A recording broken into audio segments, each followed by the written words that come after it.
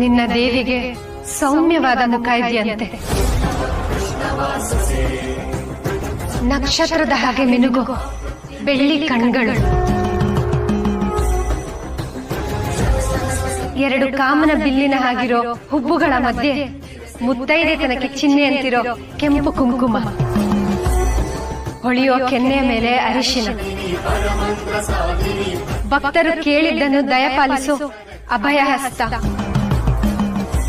ವಜ್ರದ ಕಿರೀಟ, ನವರತ್ನದ ಹಾರ,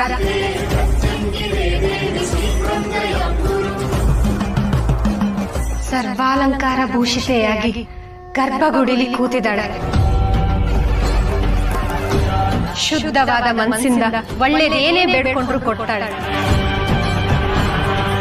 ಅಮ್ಮ ಅಂತ ಕೂಗ್ದಾಗೆಲ್ಲ ಭಕ್ತರ ಜೊತೆ ಎಲ್ಲಾ ಕಷ್ಟದಲ್ಲೂ ಜೊತೆಯಾಗಿ ಹೆಜ್ಜೆ ಹಾಕ್ತಾಳೆ.